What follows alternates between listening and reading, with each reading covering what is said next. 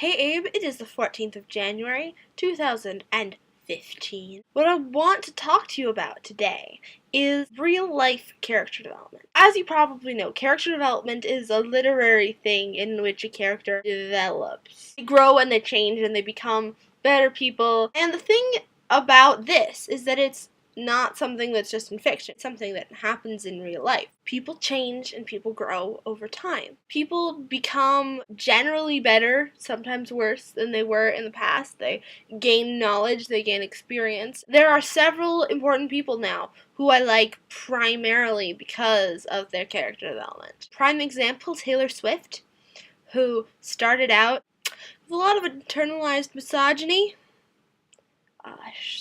pitting girls against each other. I'm better because I'm less girly, really. And who has since developed into a massive feminist, a decidedly good person, and honestly quite a better musician. She's gained a lot of popularity recently, mostly because all of a sudden, oh my god, Taylor Swift is amazing, which I don't think would be as exciting as if Taylor Swift had started out amazing. Taylor Swift started out mediocre and became amazing. Another prominent example in our lives, Abe, is Dan Shive, who writes the webcomic Helgoonish Shive, which is really good. You should give it a look. Don't judge it by the beginning. So Dan Shive, when he started his webcomic, it's anti-feminist, although not necessarily sexist. Kind of sexist, but anti-feminist.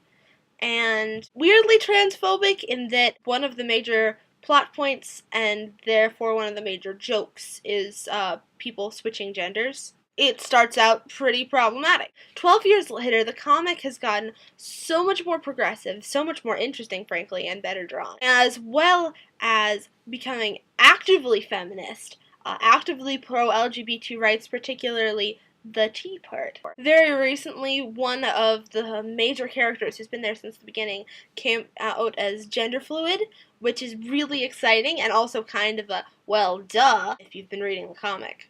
It's a very diverse cast of characters, and it didn't start out that way. And part of the reason that it is so cool to see all of these diverse characters is because they started out so mediocre. But the person who I really want to talk about this is John Green. His first book, Looking for Alaska, had its 10th anniversary, and I have to admit, I'm a big fan of John Green. I like his books. I obviously like his YouTube channel, because you and I, Abe, based our YouTube channel on their YouTube channel. So, having said that, I really don't like Looking for Alaska. There are good things about it. It's fairly solidly written. I always like the deconstruction of the manic pixie dream girl stereotype. I mean, that's good.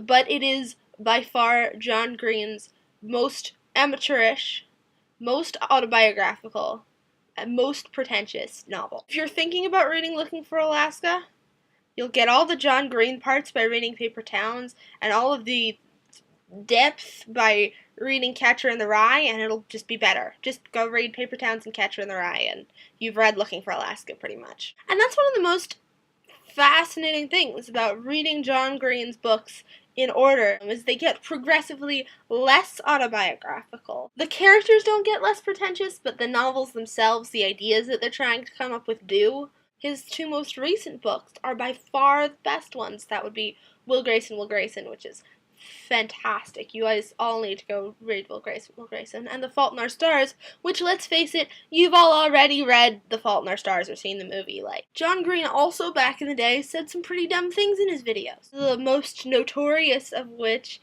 is calling nerd girls an underutilized resource, thereby thoroughly objectifying them. People are not resources, John. But John also said this in 2007. And if you judged me by the stuff I said in 2007, you would probably not like me. Because how old was I in 2007? I was 7 years younger. Understand that they can change, and that they can grow, and that just because somebody is being obnoxious now doesn't mean that you should never, ever, ever spend time with them in the future, because in the future they might be a better person. I will see you in the future. Good luck on your application. It's exciting.